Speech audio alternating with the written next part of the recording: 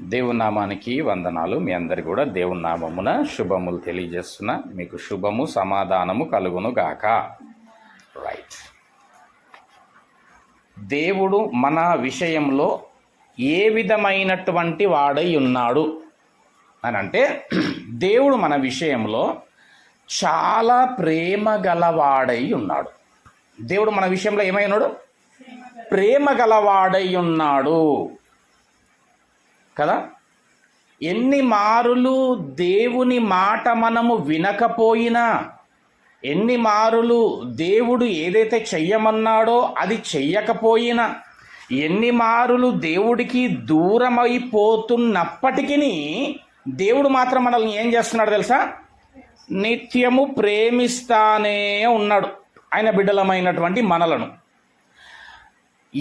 ఎట్లాగా ప్రేమిస్తున్నాడని ఏ విధంగా చెప్తారండి అనేసి అంటే, చూడండి, కుటుంబాల్లో బర్త్డేస్ కదా, వెడ్డింగ్ యానివర్సరీస్, అవునా, మంచి ఆరోగ్యం, ప్రమాదం, తప్పింపబడ్డాడు.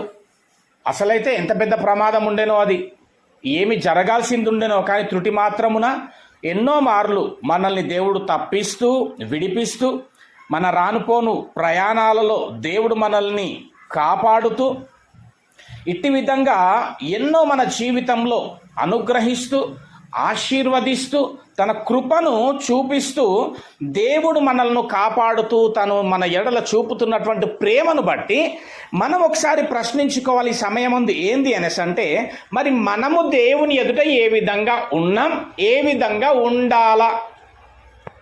మళ్ళీ ఒకసారి చెప్పుకుందాం.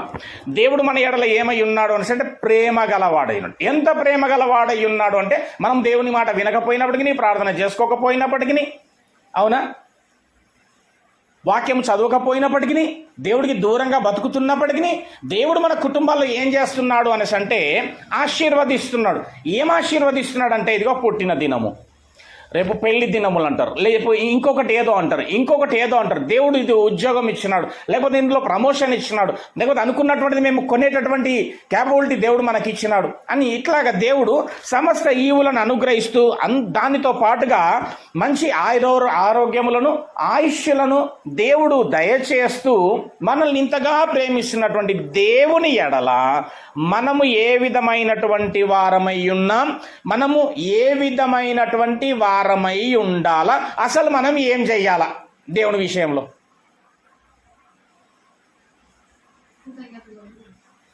ఆయన మనలను ప్రేమిస్తున్నప్పుడు మనము కూడా ఆయనను ప్రేమించు వారమై ఉండాలా.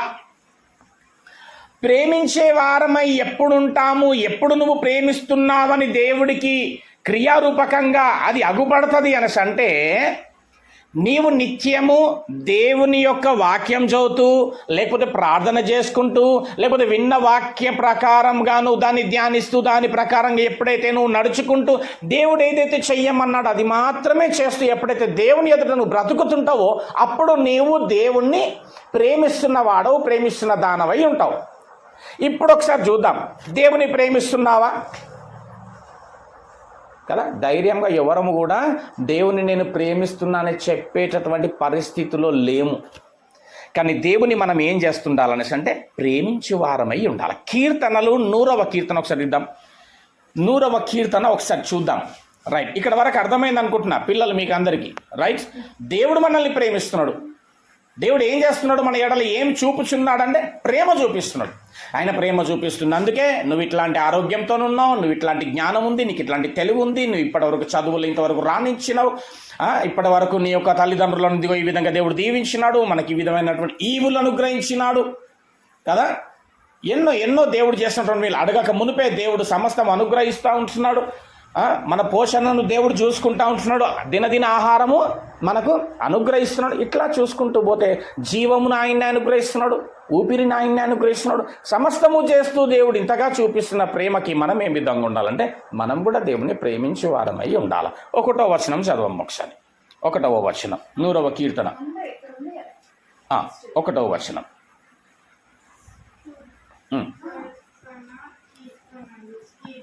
ఏందమ్మా? సమస్త దేశములారా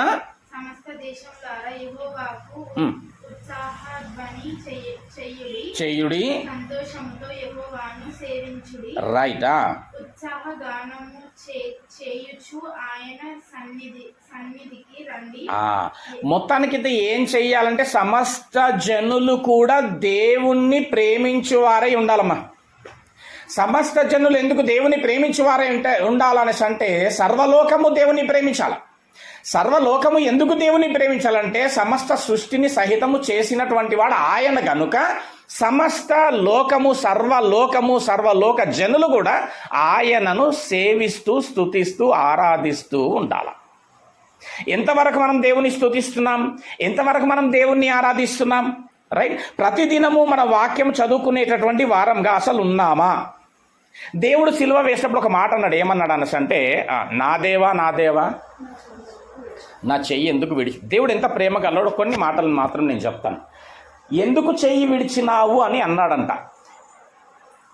ఆ మాటకు చాలామంది అనేకమైనటువంటి అర్థాలు చెప్తా ఉన్నారు. ఎందుకు చెయ్యి విడిచిపెట్టినాడు దేవుడు అనేసి అంటే, దేవుడు మానవుల పాపమంతా మీద వేసుకున్నాడు గనుక ఎక్కడ ముట్టడానికి వీలు లేక తండ్రి చెయ్యి విడిచిపెట్టినాడని చెప్తున్నారు. ఇంకా ఏమంటున్నారంటే, ఎందుకు నా దేవా నన్ను చెయ్యి విడిచిపెట్టినావు అని చెప్పేసి కుమారుడు అన్నాడు. ఎందుకు తండ్రి కుమారుని చెయ్యి విడిచిపెట్టినాడు అనేసి అంటే నానా అర్థాలు చెప్తున్నారు. కానీ అసలైన అర్థం ఏంటి అనేసి అంటే, ఇప్పుడు ఈయన నా దేవా నా చెయ్యి ఎందుకు విడిచినావు అన్నటువంటిది ప్రశ్ననా జవాబా? ప్రశ్న. దేవుని తండ్రిని ప్రశ్నిస్తున్నాడు, నా చెయ్యి ఎందుకు వదిలిపెట్టినావు నువ్వు? ఇంత ప్రయాసము, ఇంత శ్రమ, ఇంత ఇబ్బంది, మరణ యాతనలో నేను కొట్టుమిట్టాడుతుంటే ఎందుకు తండ్రి నా చెయ్యి విడిచిపెట్టినావు అనేసి అంటే, మరి ప్రశ్న అడిగినప్పుడు తండ్రి ఆన్సర్ ఇచ్చిండొచ్చా లేదా? ఎక్కడిచ్చినాడు అనేసి అంటే యోహాను సువార్త 3వ అధ్యాయానికి వెళ్దాం. దేవుడు ఇప్పుడు నేను ఏం చెప్పడానికి పిల్లలైనటువంటి మీకు నేను ప్రయత్నం చేస్తున్నాను అనేసి అంటే, దేవుడు మనలని నిత్యము ప్రేమిస్తానే ఉన్నాడు. నువ్వు ఎంతవరకు ప్రేమిస్తున్నావు? అసలు ప్రేమిస్తున్నావా? నీ మనసు అసలు మార్చుకుంటున్నావా? నీ విధి విధానాలు మార్చుకుంటున్నావా? నీ అలవాట్లు ఏవైతే ఉన్నాయో అవి తీసివేసుకొని నువ్వు ప్రభునందు నీ మనసును మార్చుకుంటున్నావా అనేటటువంటి విషయంలో ఎంత ప్రేమిస్తున్నాడండి ఆయన అనేటటువంటి దానికి నేను చెప్పే ప్రయత్నం చేస్తున్నా. ఓకే సార్, అంటే అర్థమైందా? రైట్. ఇప్పుడు ఆయన ఏమన్నాడు ఒక చోట అనేసి అంటే, నా దేవా సిలువ పైన అన్నాడు. నా చెయ్యి ఎందుకు విడిచిపెట్టినవు అనేసి అంటే యోహాను సువార్త 3వ అధ్యాయము 16వ వచనంలో తండ్రి సమాధానం ఇస్తా ఉన్నాడు. చూడు ఒకసారి. దేవుడు లోకమును ఎంతో ప్రేమించెను కాగా ఆయన తన అద్వితీయ కుమారునిగా పుట్టిన వాని యందు. చాలు ఆన్సర్ ఏమిచ్చింది తెలుసా ఆయన? తండ్రి నా చెయ్యి ఎందుకు వదిలిపెట్టినావంటే, బిడ్డ నేను లోకాన్ని ప్రేమిస్తున్నా. లోకం అంటే ఏంది? లోకం అంటే మనుషులు. రైట్. ఎందుకు చెయ్యి వదిలిపెట్టినావంటే, ఇదిగో నా పిల్లల కోసము, లోకము కొరకు లోకమును ప్రేమిస్తున్నాను కాబట్టి దేవుడు చెయ్యి వదిలిపెట్టేసిండు ఆయన. యేసుక్రీస్తు ఏమవుతాడు? దేవుడికి ఏమవుతాడు? తండ్రికి కుమారుడు అవుతాడు. ఏ కుమారుడు అంటే సొంత కుమారుణ్ణి దేవుడు సిలువకు మరణానికి అప్పగించినాడు. గల కారణం ఏంది అనసంటే, నా కొరకు నిన్ను నన్ను రక్షించడానికి, పరలోక రాజ్యపు వారసులుగా దేవుడు మనల్ని అనుగ్రహించడానికి, పరలోకాన్ని అనుగ్రహించడానికి దేవుడు తండ్రి అయినటువంటి దేవుడు కుమారుని యొక్క చెయ్యి వదిలిపెట్టాడు. అంటే ఇప్పుడు దేవుడు మనల్ని ఏం చేస్తున్నాడు? ఎంతగా ప్రేమిస్తున్నాడు?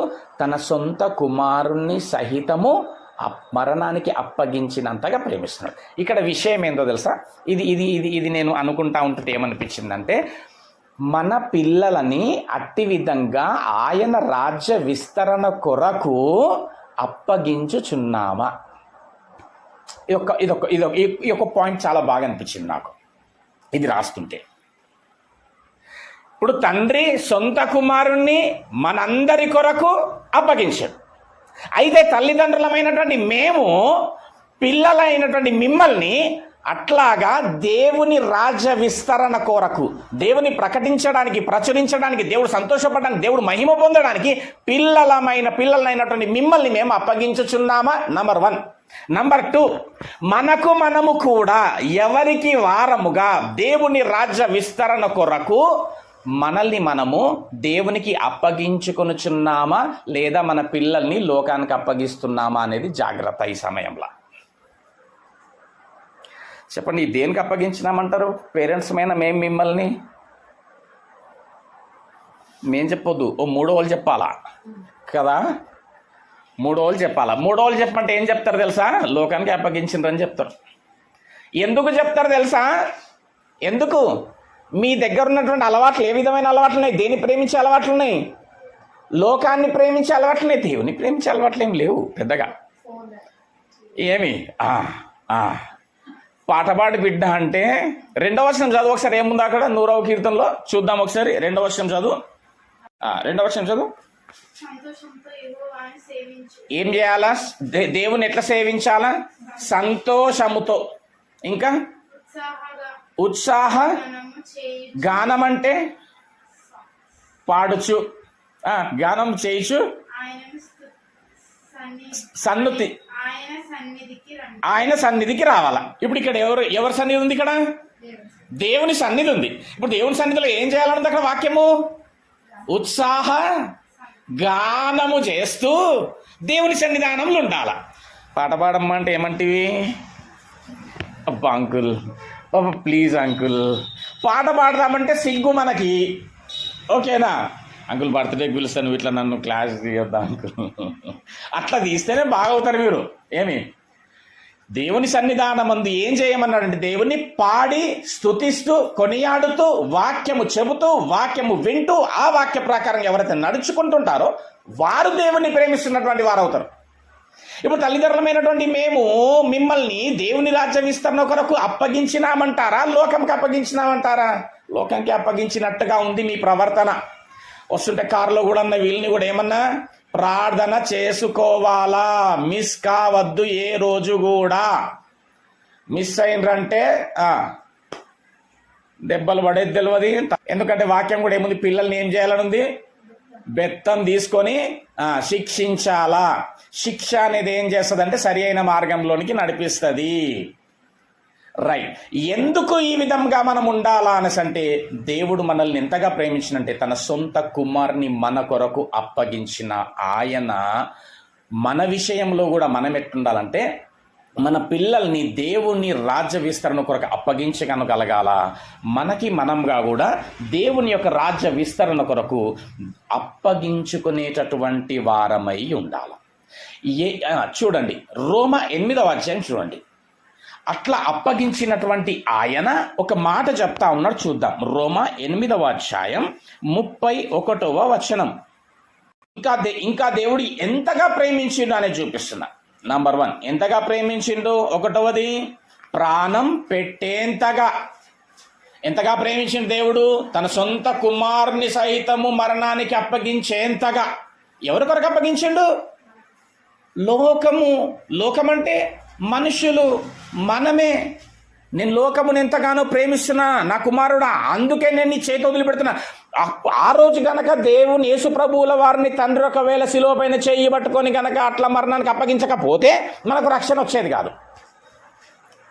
అర్థమవుతుందా? మనకు పరలోక రాజ్యం రక్షణ వచ్చేది కాదు. అర్హులం అయ్యేవాళ్ళం కాదు. మనం పైన పాపం కొట్టేయబడేది కాదు. నరకానికి, నిత్య నరకానికి అప్పగింపబడేటోళ్ళం. దేవుడు, తండ్రి అయిన దేవుడు యేసు ప్రభువుల వారిని సొంత కుమారుని అట్లా మరణానికి అప్పగించినాడు గనకనే మనకు ఉచితంగా రక్షణ అనేటటువంటి వరము మనకు అనుగ్రహింపబడింది. మనం ఇప్పుడు ఎక్కడున్నామంటే రక్షణను పొందుకున్న వారమై ఉన్నాం. ఆ రక్షణను మన జీవితంలో తుదమట్టుకు కాపాడుకునే వారంగా ఉండాలి. ఎప్పుడు దీన్ని కాపాడుకోగలుగుతామంటే లోక ఆశలను, లోక రీతిని ఎప్పుడైతే విడిచిపెడతామో ఈ రక్షణ మనకు సేఫ్గా ఉంటుంది. ఎందుకంటే మరణం ఎప్పుడొస్తుందో తెలుసు ఎవరికైనా? రైట్. సడన్గా ఒకవేళ మరణం వచ్చినప్పటికీ ఎక్కడికి చేర్చబడతామో దేవుడు మన కొరకు దాచి ఉంచినటువంటి ఆ యొక్క ఆశీర్వాదకరమైనటువంటి స్థలములోనికి మనం చేర్చబడతాం. అది పరలోక రాజ్యం. రైట్. ఇప్పుడు ఇక్కడ చెప్తాడు 31వ వచనం. ఎంతగా ప్రేమించినాడు చూడండి. ఇప్పుడు ఇక్కడ ఏం చేస్తాడు మరి? ప్రేమించినవాడు ఏం చేస్తానని చెప్తున్నాడు. 8:31. ఇట్లుండగా ఏమందుము? అరే దేవుడే మన పక్షమున ఉండగా మనకు అసలు విరోధి అనేటటువంటి వాడు లేడు. మీకు మాట చెప్తున్నా పిల్లలందరికీ కూడా. ఏం తెలుసా, దేవుడు మీ పక్షమున ఉండు కాబట్టి మీకు విరోధమైంది మీ లైఫ్లో ఏది కూడా ఉండదు. ఒకవేళ అది ఎదురైనా కానీ మీ నుంచి పారిపోవలసిందే తప్ప మీ పైన అది జయించేటటువంటి ఛాన్స్ మాత్రం ఉండదు. అంటే మీరు వెళ్ళేటటువంటి లైఫ్ స్టైల్లో ఆ యొక్క మార్గంలో ఏం జరుగుతుందో తెలుసా, అడుగడుగున ప్రతి దినము ప్రతి సంవత్సరం నువ్వు ఎదుగుచున్నటువంటి నీ సంవత్సరంలో ఏ విధంగా ఆశీర్వదింపబడతాయి అంటే అన్నిటిపైన దేవుడు జయం ఇస్తూ నడిపిస్తాడు. ఎందుకు జయం ఇస్తూ ఎట్లా నడిపిస్తాడు? ఆయన మీ పక్షమున మన పక్షమున ఉన్నాడు కాబట్టి మనకు విరోధం అనేది ఏది ఉండదు. అంటే ఏ ఆపోజిషన్ ఎదురొచ్చినా కానీ నువ్వు దాన్ని జయించగల జ్ఞానమును దేవుడిస్తాడు, శక్తిని దేవుడిస్తాడు, బలాన్ని దేవుడిస్తాడు. ఇక్కడ విషయం ఏంటంటే మీ జీవితాల్లో దేవుడు ఉండడం అనేది ఇంపార్టెంట్. హల్లెలూయా. మీ జీవితంలో ఎవరు ఉండడం ఇంపార్టెంట్? దేవుడు ఉండడం అనేటటువంటి చాలా ప్రాముఖ్యం. ఆయన ఉంటే ఏమవుతుంది? విరోధము ఉండనే ఉండదు, ఎదురీత ఉండనే ఉండదు. అటన్నిటిపైన ఏమిస్తాడు దేవుడు? జయమును అనుగ్రహిస్తూ వాటిని ఎదిరించగల, వాటిని జయించగల జ్ఞానము, తెలివి, బలము దేవుడిస్తాడు. అప్పుడు మీరు ఏ విధమైనటువంటి స్థానంలోనికి వెళ్తారు? ఉన్నతమైన స్థానంలోనికి. హల్లెలూయా. అప్పుడు దేవుడు మిమ్మల్ని ఏం చేస్తాడు తెలుసా? హెచ్చిస్తాడు. అతడు నా నామమును ఎరిగిన వాడు గనుక నేను అతన్ని ఘనపరుస్తా. అతడు నన్ను ప్రేమిస్తున్నాడు గనుక నేను అతన్ని తప్పిస్తా. మనల్ని తప్పిస్తూ, మనల్ని ఘనపరుస్తూ దేవుడి ద్వారా మనం అట్టి విధంగా ఆశీర్వదింపబడుతూ వెళ్ళాలని అంటే దేవుడు మన యందు ఉండాలి, మనము దేవుని యందు ఉండాలి. అర్థమవుతుందమ్మా? రైట్. ఇది చాలా ప్రాముఖ్యం. ఏమవుతుంది మనం ఆయన యందు ఉంటే అంటే ఆయన ప్రేమను చూపిస్తున్నాడు. ఆయన అంట మన పక్షం ఉంటే మనకు విరోధి ఎవడు? ఇంకేముంది?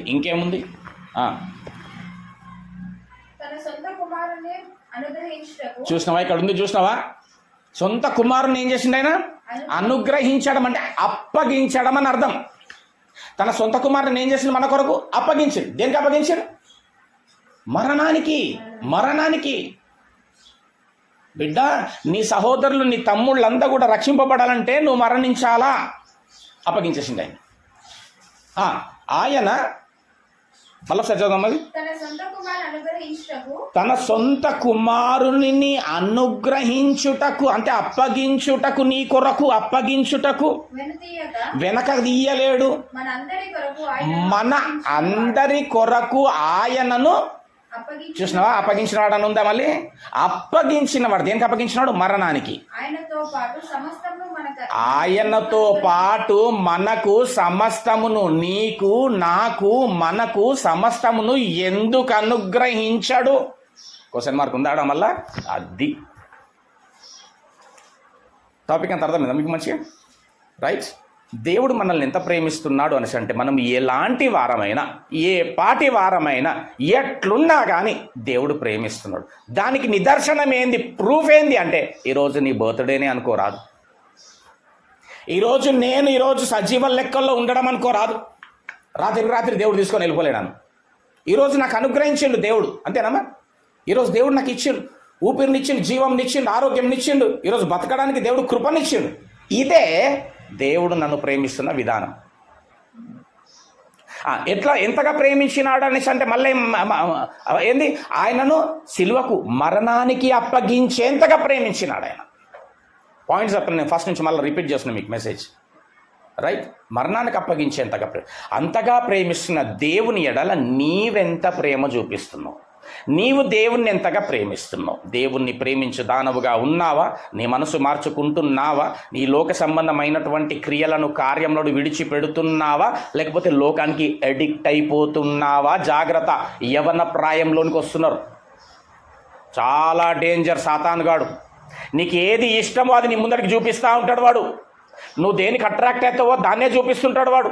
అప్పుడు ఏమైతుందో తెలుసా? నీ మైండ్ సెట్ కూడా నీకు ఎవ్వరు కనబడరు. ఇంకా అమ్మ మాట వినబడదు, నాన్న మాట వినబడదు, పెద్దోళ్ళ మాట వినబడదు, ఎవ్వరి మాట లక్ష్యం చేయవు. ఎందుకంటే నీకు ఏదైతే చాలా అట్రాక్ట్ అవుతావో ఆ నీచమైంది ఈ లోకంలో నుంచి అది సాతాను చూపిస్తుంటాడు. నీకు నాకే కాదు, యేసు ప్రభు కూడా కొండ మీద తీసుకుపోయి చూపించిందంట.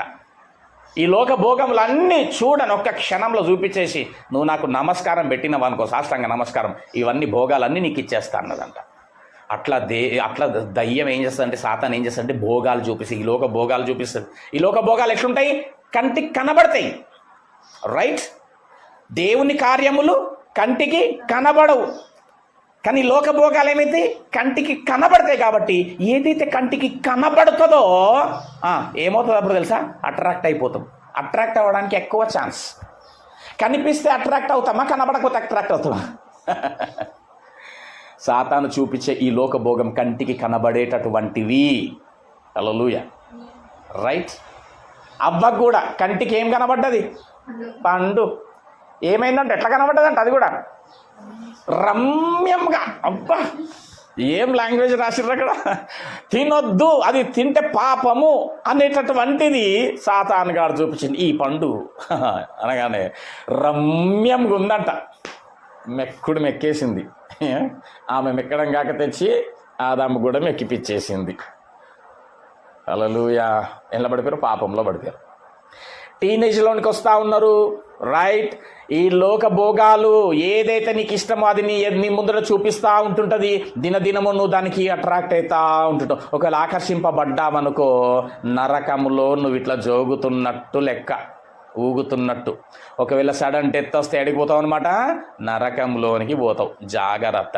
ఏది కూడా ఈ ఒకటే. ఎట్లా అంకుల్ మరి దాన్ని మేము గ్రహించేది అనేసి అంటే, ఈ లోక సంబంధమైన దేని యందు కూడా నీ మనసు పెట్టద్దు. అంతేనా? ఎందుకు పెట్టద్దు? కొలసి 3వ అధ్యాయం, కొలసీలకు 3వ అధ్యాయం 2వ వచనం చదవండి. చూసినవా? పైనున్న వాటి మీదనే గాని భూ సంబంధమైన వాటి మీద మనస్సు పెట్టుకోకు. నేను ఇప్పటిదాకా చెప్పింది ఉంది అక్కడ. పైన ఏముంది? దేవుని రాజ్యం. హల్లెలూయా. పైన ఏముంది? పరలోకం. దేవుడు మన కొరకు సిద్ధపరిచినటువంటి రాజ్యం. ఆ రాజ్యం ఈ లోక రాజ్యం పోతుంది ఒకరోజు, మొత్తం స్మాష్, పంచభూతములు లయమైపోతాయంట. కానీ అది నిత్యము ఉండేది. మనము మరణించిన తర్వాత లేదా ఆయన రాకడ కనుక వస్తే, ఒకవేళ ఎత్తబడ్డ జీవంతో మనం ఎత్తబడినా కానీ నిత్యము బ్రతికే రాజ్యము పరలోక రాజ్యం. వినాల బాగినాల, దేని మీద అజ్జేది. ఓకే, కాబట్టి అక్కడ ఏముంది? పైనున్న వాటినే కానీ అమ్మా, పైనున్న వాటి మీదనే కానీ, 2వ వచనం 3:2,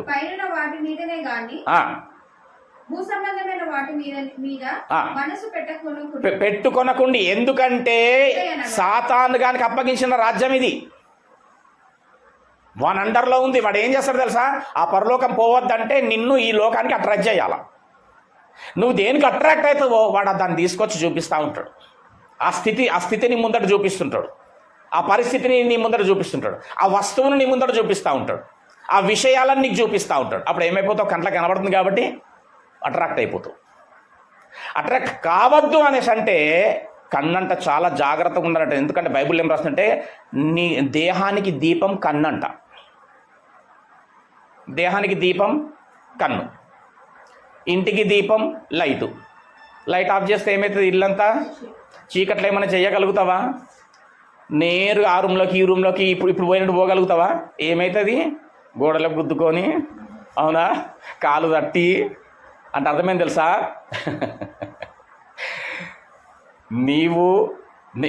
నీకంట ఆయన నీ పాదముల కంటే దీపం, నీ నడిచి త్రోవలను ఆయన వెలుగేంటంటే దీపం ఏంటంటే దేవుని వాక్యము కళ్ళతో చూస్తూ చదువుచు హృదయం అనే పలక పైన రాసుకోవాలంట. అప్పుడు ఏమైతే తెలుసా? నీ జీవితం అంతా కూడా వెలుగుమయంగా ఉంటుందంట. తేటగా నడవగలుగుతావు. దేనికి ఆకర్షింపబడొద్దు అంటే ఇప్పుడు ఏముంది అక్కడ? పైన వాటి మీదనే కానీ భూ సంబంధమైన వాటి మీద మనసు పెట్టుకోవద్దు అనేసి అంటే నీ మనసు ఎక్కడ ఉండాలా? 26వ అధ్యాయం యెషయా ఏం చదవడం ఇక్కడ? పైన వాటి మీదనే కానీ భూ సంబంధమైన వాటి మీద మనసు పెట్టుకోకండి. ఎందుకంటే భూ సంబంధమైనటువంటిది నాకు సంబంధించింది కాదు. ఈ లోక స్నేహం నాతో వైరం అని ఉంటుంది. దేవుడితోనే వైరం అంట. ఆయనతో పెట్టుకుంటే ఎట్లా? ఏమన్నా అయితే చెప్పేది ఆయనతోనే పెట్టుకున్నాం అనుకో, ఇంకా నాదుడు లేడిగా, రైట్? మరి భూ సంబంధమైన వాటి మీద మనసు పెట్టుకోవద్దంటే ఎక్కడ మనసు పెట్టుకోవాలా?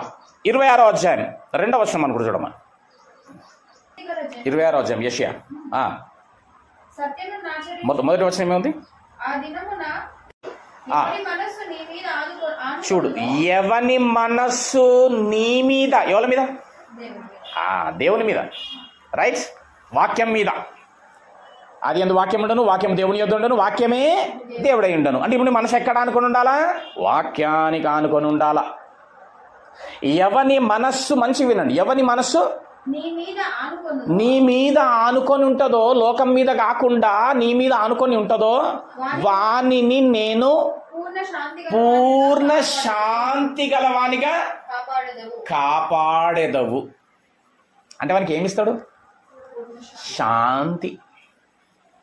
నీకు శాంతి కావన్నా, అశాంతి కావన్నా, ఎప్పుడు లొల్లి కావాలన్నా లైఫ్, ఎప్పుడు ఒర్రుకునుడు చేసుకునుడు, లొల్లి, పంటే నిద్ర పట్టకపోడు, తింటే పేకి పట్టకపోడు లాంటివి కావాలన్నా, లేకపోతే హాయిగా హ్యాపీ లైఫ్ ఉండాలన్నా? హ్యాపీ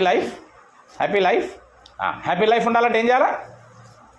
ఎవని మనసు దేవుని యందు ఆనుకొని ఉంటుందో వానికి పూర్ణ శాంతి కలిగేటట్టుగా చేస్తాడు దేవుడు. గమనించినట్టయితే చాలా కుటుంబాలలో ఇద్దరు ఉద్యోగాలు చేస్తారు, మంచి గవర్నమెంట్ ఎంప్లాయీస్, లక్షల జీతము, లేనిదంటూ ఏమీ ఉండదు. కానీ ఒక్కటి మాత్రం లోటు ఉంటుంది. ఏందో తెలుసా? సమాధానం ఉండదు, శాంతి ఉండదు వాళ్ళ ఇంట్లో.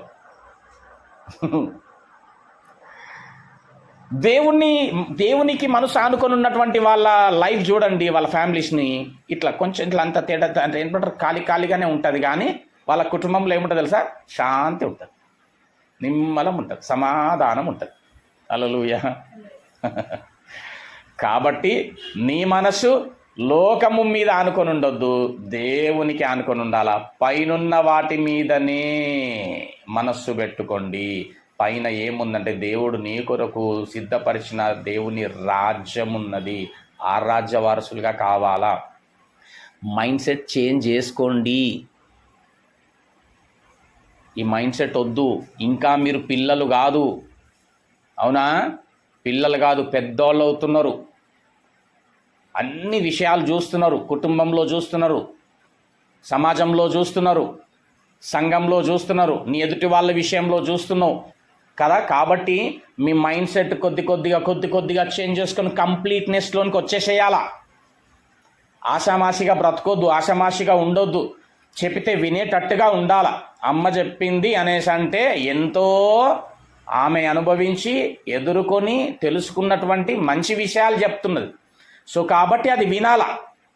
అది వింటే మీ జీవితము దేవుడు ఆశీర్వాదకరంగా పెడతాడు. ఓకేనా? రైట్. నంబర్ 1, దేవుడు మనల్ని ప్రేమిస్తున్నాడు కాబట్టి మనం కూడా దేవుణ్ణి ప్రేమించే వారంగా ఉండాలా. ఎంతగా ప్రేమిస్తున్నాడు దేవుడు అనేసి అంటే తన సొంత కుమారుణ్ణి అప్పగించేంతగా ప్రేమించిండు మరణానికి.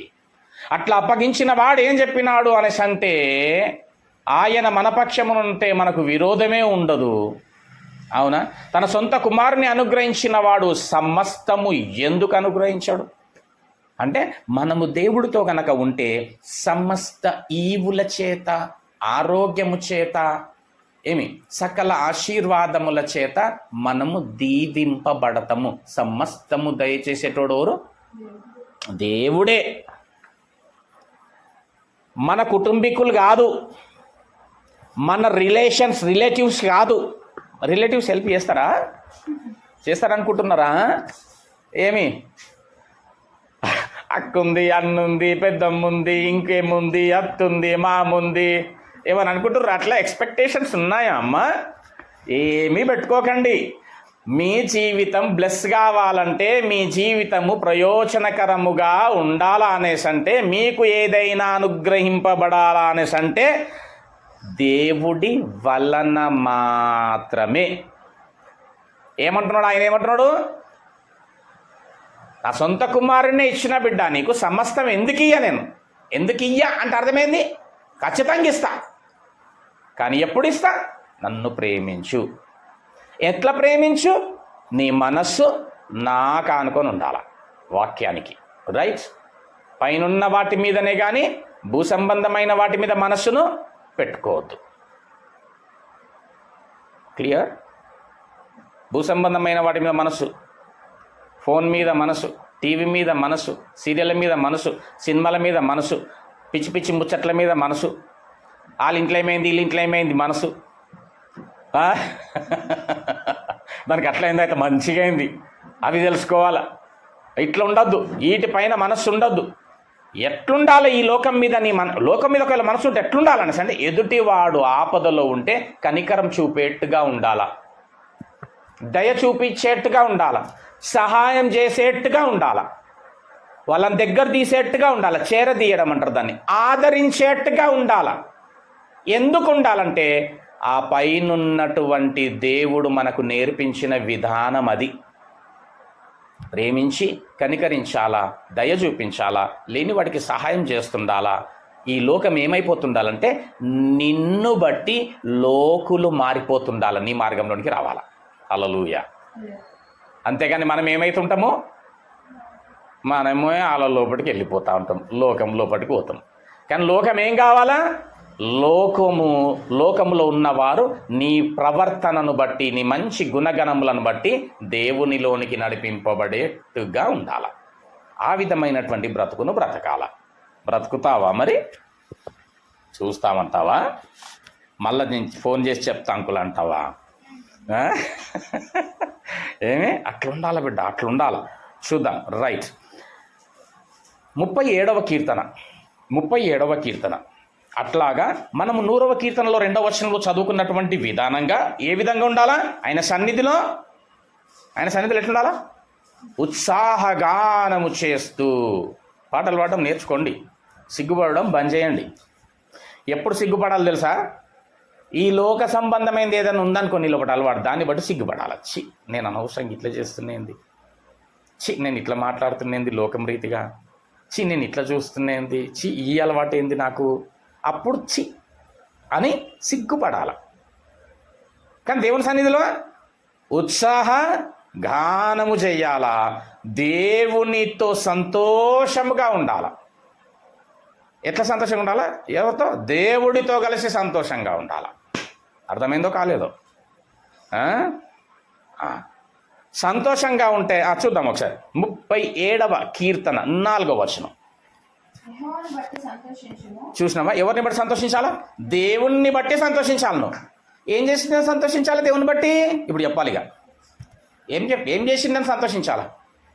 దేవుడు ఏం చేసిందని సంతోషించాలి దేవుని బట్టి.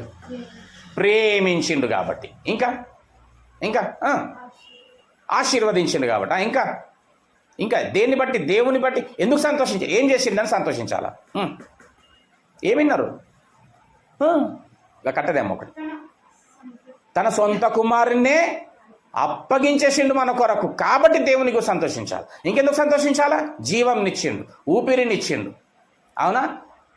ఆరోగ్యంలోనిచ్చిండు, ఆయుష్నిచ్చిండు, ఈరోజు బర్త్డేనిచ్చిండు, అవునా? కుటుంబంగా ఇదిగో మంచి పేరెంట్స్ని ఇచ్చిండు, అవునా? కావలసినటువంటివన్నీ సమస్తమును అనుగ్రహిస్తున్నాడు, అవునా? మరీ ప్రాముఖ్యంగా ఎందుకు ఆయన యందు సంతోషించాలంటే రక్షణ అనే వరం ఇచ్చిండు ఆయన మనకి. రక్షణనిచ్చిండు. ఈ రక్షణ ఏం చేస్తుంది? పరలోకం చేరుస్తుంది. ఈ రక్షణ పాత్రని చేతబట్టుకొని పోవాలంట పోయేటప్పుడు కూడా. అంటే చనిపోయినప్పుడు ఆ మనిషి దగ్గర ఏముండాలంటే దేవుడు ఇప్పుడు ఇచ్చిన ఉచితమైనటువంటి ఆ రక్షణ అనే వరం ఉండాలంట. దావీదు అంటాడు తెలుసా అమ్మ, రక్షణ పాత్రను చేతబట్టుకొని, పాట కూడా ఉంటుంది కదా, రక్షణ పాత్రను చేతబట్టుకొని దేవుని యొద్దకు పోయేట్టుగా ఉండాలి. అదిగో అందుకు దేవుని యందు సంతోషపడాలి. ప్రభువా ఏమి కలుగజేసినావు ప్రభువా, నన్ను ప్రభువా నాకు ఇది ఇచ్చినావు, నాకు ఈ విధంగా చేసినావు, నన్ను ఈ విధంగా చూస్తున్నావు, నన్ను ఇంత ప్రేమిస్తున్నావు, దేవుడు నా పక్షంలో ఉండగా నాకు విరోధి ఎవరు అనే ధైర్యం, ధీమా. రైట్. చూడు యెహోవాను బట్టి సంతోషించండి, అందుకు సంతోషించాలా. ఆయన ఏం చేస్తాడంటే, ఆయన ఎంత సంతోషంగా ఉంటే, హృదయ వాంఛలంటే ఇష్టములు, కోరికలు, నీ లైఫ్ స్టైల్ ఎట్లుంటే బాగుంటుందని నీకు ఇష్టం ఉందో అది ఫుల్ఫిల్ చేస్తాడంట. నన్ను చూడు బిడ్డ, కాలు తర్వాత చూద్దు. అది ఫుల్ఫిల్ చేస్తాడంట. ఎప్పుడు? ఆయన యందు సంతోషించడం. ఆయన ఎందుకు సంతోషించాలా? ఉత్సాహ గానములు చేస్తూ, వాక్యము చదువుచు, ప్రార్థన చేస్తూ. అంతేనా? అంతేనా? అప్పుడు ఏమవుతుంది? నీ హృదయ వాంఛలు తీరుస్తాడు. బాగా గుర్తుపెట్టుకోవాలి వాక్యాన్ని.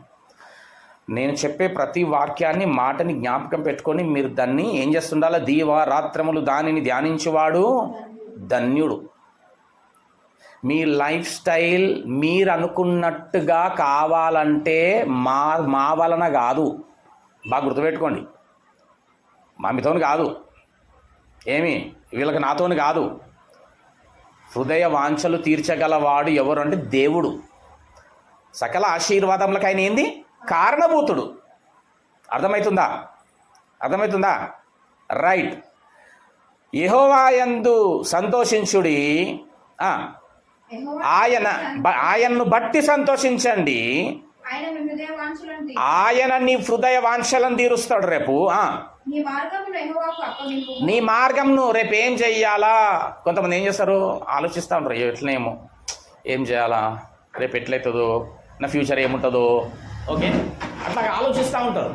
అట్లా ఆలోచించడం కాదు. అట్లా ఆలోచించడం కాదంటే ఏం చేయాలంట? నీ మార్గం ఏం చేయాలా? అప్పగించేయాల. నీ మార్గం అంటే ఏం తెలుసు? నీ లైఫ్ని అప్పగించేయాల. ప్రభువా, నీ చిత్తం, నీ ప్రణాళిక నా పైన ఏముందో నీ ఉద్దేశం నెరవేర్చుకో. నేను మాత్రం ఏం చేస్తా తెలుసా? ప్రభువా, నిన్ను ప్రేమిస్తా, నిన్ను స్తుతిస్తా, నిన్ను పాడతా, నిన్ను కొనియాడతా. నేను అందరికీ మాదిరిగా ఉంటా, మీకు మహిమకరంగా, మీకు సంతోషకరంగా నేను లైఫ్ గెట్ ఆన్ చేస్తా. నా మార్గం నీకు అప్పగిస్తా. అప్పుడు ఏమవుతున్నాను?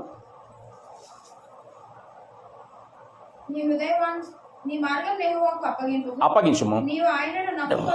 ఆయన నమ్ముకో. ఎవరన్నా నమ్ముకోవాలా? మళ్ళా పెద్దమ్మలను, చిన్నమ్మలను, అన్న, తమ్ముడు, అక్క, మామ, అత్తన నమ్ముకునేది ఏమి? మనుషులంతా ఎట్లుంటారంటే స్వార్థ ప్రియులంట, ధనాపేక్షులు, బింకంలాడతారు, బొంకుతారు ఉత్తగానే, ముందట నటిస్తుంటారు అంతే. నువ్వు అటు తిరగగానే మూతంతా దింపుకుంటారు, ముఖమంతా తిరుసుకుంటారు. ఇష్టం లేదు. ఏమి? మనుషుల తత్వం అది. వాళ్ళకి ఏమైనా లాభం ఉందనుకో, మంచి శాండం ఎంత మంచిదో. లాభం పోయిందనుకో, ఏం లాభం లేదనుకో, ముఖం ఇట్లా పెడతారు ఇరుసుకొని, నువ్వంటేనే అసహ్యంగా. కానీ దేవుడు, నువ్వు ఎట్లా ఉన్నా దేవుడు మాత్రం నేను ఏం చేస్తుంటాడు? ప్రేమిస్తూనే ఉంటాడు. ఎవరు నమ్ముకోవాలా? అవసరం ఉంటే ఎప్పుడు చెప్తా ఉంటా, నీకు అవసరం ఉన్నప్పుడు, ఏదైనా అవసరం ఉంది, ఏదైనా కావాలా, ఏదైనా నీ లైఫ్లో జరగాల, ఎవరిని అడగాల? రూమ్లోకి పో, ఖచ్చితంగా దేవుని ప్రార్థన చేసుకో, ఖచ్చితంగా దేవునికి అనుగ్రహిస్తాడు. ఎందుకంటే ప్రామిస్ ఇది. ఇది ప్రామిస్. ఇది నీ మార్గంలో యెహోవాకు అప్పగించుము, తీర్చును. నువ్వు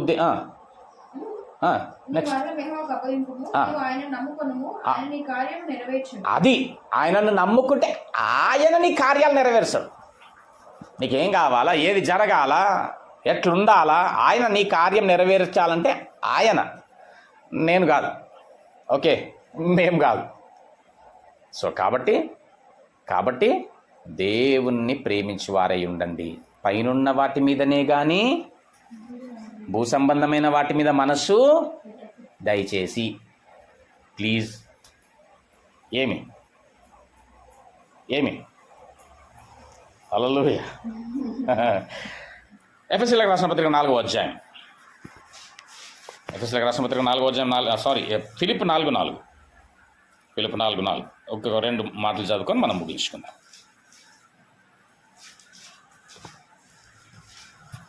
4:4. ఎప్పుడు దేవుడి ఎదుట సంతోషంగా ఉండాలా. ముఖం మార్చుకొని ఉండొద్దు, ఏడుపు కొట్టు ముఖాలు పెట్టుకొని ఉండొద్దు. అన్నీ ఉంటాయి ఇంట్లో, కానీ ముఖం ఇంత కూర కుండడు పెట్టుకొని కూర్చుంటారు. అలుగుడు, చిన్న అలుగుడులు ఉండయి. మరీ పిల్లల ఇళ్ళల్లో ఏమైందంటే ఏం లేదు, అన్నీ ఉంటాయి. మళ్ళా నీకు తిండి ఉంటుంది, వేసుకో, నీకు బట్టలు ఉంటాయి, తొడుక్కో, నీకు చెప్పులు ఉంటాయి, ఏమి అన్నీ ఉంటాయి. అవునా? ఎట్లుండాలంట? వాక్యం లాగానే ఉండాలి అంతే. అదేం చెప్తుంది అదే చేయాలా? ఏం మళ్ళీ చదువు. ఎప్పుడు దేవుని అంత ఆనందంగా ఉండండి. ఎందుకు ఆనందంగా ఉండాలా? మళ్ళీ ఇప్పుడు చెప్పిన మెసేజ్ అంతా రిపీట్. ఆనందించాలా?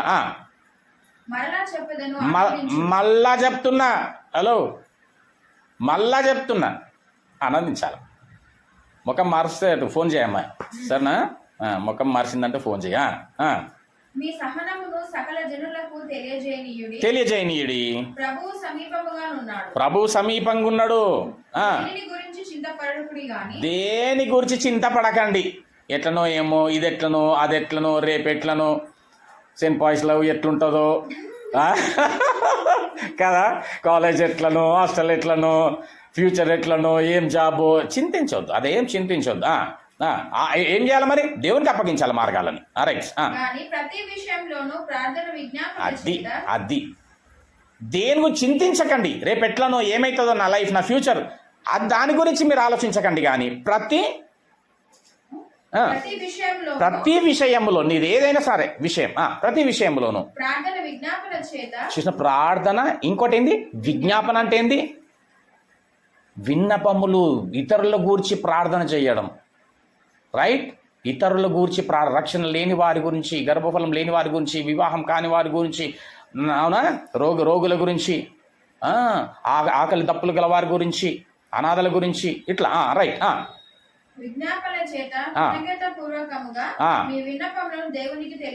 బస్ కథం అయిపోయింది ఇంకా నీ లైఫ్. ఓకే, దేవుడి స్వాధీనంలో ఉంటుంది అప్పుడు. హల్లెలూయా. ఇప్పుడు మళ్ళా 100వ కీర్తన 3వ వచనం చదివి మనం ముగించుకుందాం. అసలు ఎవరమో చూడండి. ఇప్పుడు ఈరోజు ఏమిటే? బర్త్డే, పుట్టిన దినం. అంతేనా? తెలుగులో పుట్టిన దినం. అవునా? ఎవరికి పుట్టినా? అంతేనా? మమ్మీ. రైట్. 3వ వచనం అది తెలుసుకో ఫస్ట్. ఎవరు పుట్టించారు? పుట్టించినోడు దేవుడు. మనమైన పిల్లలం. ఇప్పుడు చూడ, ఆయన వారము, ఆయన ప్రజలము. అంటే గొర్రె అనేసి అంటే సాధువైనటువంటి, సున్నితమైనటువంటి ఆ మనస్సు కలిగి ఉండాల. కఠినమైన మనస్సు ఉండొద్దు. అర్థమవుతుందా? గొర్రె అంటే ఏంటంటే సాధువైన జంతువు అన్నమాట. అది ఆ విధమైనటువంటి సాఫ్ట్ నేచర్, బ్రాడ్ మైండ్, చెప్పిందల్లా వినగల ఒక మంచి తత్వం కలిగి ఉండాల. మనము ఆయన పిల్లలము, ఆయన వారము. 1 యోహాను పత్రిక 3వ అధ్యాయం 1వ వచనం. వాళ్ళ పిల్లలం అంటే మనకు తండ్రి ఎవరు? రైట్. మనకు దేవుడు ఆయనే, మన తండ్రి ఆయనే. అవునా? రైట్.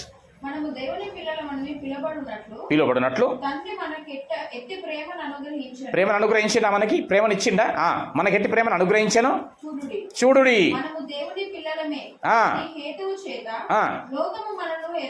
ఎరుగదు, లోకం మనల్ని ఎరుగదు. లోకము ఆపోజిట్ చేస్తూ ఉంటది. ఎందుకంటే ఆయనను కూడా ఎరగలేదు. అది లోకంలో ఎందుకు ఈ ప్రేమ లేని తనాలు? ఎందుకు మనల్ని నిందిస్తారు? ఎందుకు మనల్ని దూషిస్తారు? ఎందుకు మనల్ని వేరు చేస్తారు? ఎందుకు మనల్ని వెలేస్తారు? ఎందుకు మనం అంటే అసహించుకుంటారు అనేసి అంటే, లోకమంట దేవుని పిల్లల్ని ఐడెంటిఫై చేయదంట. ఎందుకంటే దేవుణ్ణి కూడా గ్రహించలేదంట ఆయన ఈ లోకం మీదకి వచ్చినప్పుడు. అర్థమవుతుందా? కాబట్టి దేవుని పిల్లలను కూడా, పిల్లల విషయంలో కూడా ఏం జరుగుతుందంటే, ఈ లోకంలో, ఈ లోక సంబంధికుల్లో, ఈ లోకంలో అసహింపబడుతుంటాం, వెలేస్తుంటారు, మనమంటే చీదరించుకుంటుంటారు, మనమంటే అసలు విలువ లేకుండా చేస్తుంటారు. ఎందుకు? మనల్ని గ్రహించది ఈ లోకం. ఎందుకు? మన తండ్రి అయిన దేవుణ్ణి కూడా గ్రహించలేదు కాబట్టి ఆయన పిల్లలమైన మనల్ని కూడా గ్రహించదు. కాబట్టి అట్లాంటి జరిగినప్పుడు ఏమనుకోవాలా? ఓహో, నేను దేవుణ్ణి బిడ్డగా ఉన్నన్నమాట, అందుకే వీళ్ళు నన్ను ఇట్లా అంటున్నారు, అందుకే నేను చెయ్యని దానికి చేసినవి అంటుర్రు, అందుకే కాని దానికి నన్ను నిందిస్తున్నారు. ఓహో, అంటే నేను ఎవరన్నమాట? దేవుని బిడ్డనన్నమాట. అందుకు ఇప్పుడు నేను ఏం చేయాలా? ప్రభువా నీకు స్తోత్రం ప్రభువా, థ్యాంక్ యూ లార్డ్, నాకు ఈ స్థితి కలిగినందుకే నాకు ఇప్పుడు గ్రహింపు వచ్చింది, నేను నీ వాడనని. థ్యాంక్ యూ ప్రభువా. ఏది ఏమైనా వీటన్నిటినీ ఎదుర్కొని వెళ్ళగల సామర్థ్యత నాకు ఈ ప్రభువా, ఎందుకంటే నీవు నా పక్షమున ఉండగా నాకు విరోధి ఎవడు? ఏముంది ఇంకా? ప్రియులారా, ఆ. ఎప్పుడును మనము దేవుని పిల్లలమై ఉన్నాము. ఆ, మనం ఇక ఏమవుదామో ఆ. అది ఇంకా ప్రత్యక్షపరచబడలేదు చాలమ్మా గాని చాలమ్మా. రైట్. పుట్టిన దిన సందర్భంగా తెలుసుకుంది ఏంటంటే దేవుడు మనల్ని చాలా ప్రేమిస్తుంది. ఎంత ప్రేమిస్తుంది? ప్రాణం పెట్టేంతగా ప్రేమించింది. పెట్టేసింది మన కోసం ప్రాణం. ఎందుకు ప్రాణం పెట్టినాడు అనేసి అంటే మనకు ఆ రక్షణ అనే వరం ఇవ్వడానికి. రక్షణ అనే వరం ఎందుకు అనేసి అంటే పరలోక రాజ్యం మనం చేరడానికి, అక్కడ నిత్యము దేవుడితో పాటు జీవించడానికి తన వారం కాబట్టి దేవుడి ప్రేమను చూపించినాడు. మనం కూడా దేవుని అటు విధంగా ప్రేమించే వారమై ఉండాలా. పైనున్న వాటి మీద మనసు పెట్టుకోవాలి కానీ భూసంబంధమైన వాటి మీద మనసు పెట్టుకోవద్దు. సాతాను మనకి ఇష్టమైన అన్ని చూపిస్తూ ఉంటుంది. ఈ యొక్క టీనేజ్లో ఎక్కడ పడేద్దామని చూస్తుంటుంది. అటు గాలం వేస్తూ ఉంటాడు. అంటే చేపకు గాలం వేస్తాడు చూసినావా? అట్లా గాలం పట్టినావంటే లాగేస్తాడు, బయటకు లాగేస్తాడు. దేవుని సన్నిధానం నుంచి బయటకు లాగేస్తాడు. అప్పుడు మనం నరకానికి జోగేటటువంటి వారమై ఉంటాం. కాబట్టి దేవుడు ఇంకా ఎంత ప్రేమను అనుగ్రహించినంటే, నా సొంత కుమారుని ఇచ్చిన బిడ్డనికి సమస్తం నేను ఎందుకు అనుగ్రహించను? నువ్వు ఒక పని చేయి, నా యందు ఆనందించు, నన్ను బట్టి ఆనందించు. అప్పుడు ఏం చేస్తాను? నేను నీ హృదయ వాంఛలను తీర్చేస్తా, నీ మార్గమును నాకు అప్పగించు. రైట్. ఎన్ని మంచి మాటలు, అవునా కదా? మంచి విన్నారా? రైట్. దేవుడి కొద్ది వాక్యమును మన ఆత్మ నిమిత్తమై దీవించి ఆశీర్వదించును గాక. ఆమేన్. తీసుకుందాం. పరిశుద్ధుడ, మహోన్నతుడ, మహాగణుడ, నీకు వందనాలు, స్తోత్రములు నాయన. ఈ యొక్క దినమున ప్రభు శాండే పాపను మీరు జ్ఞాపకం చేసుకొని తండ్రి నూతన దయాకిరీటను అనుగ్రహించి నా ప్రభు నూతన సంవత్సరంలోనికి నడిపించి ఉన్నావు.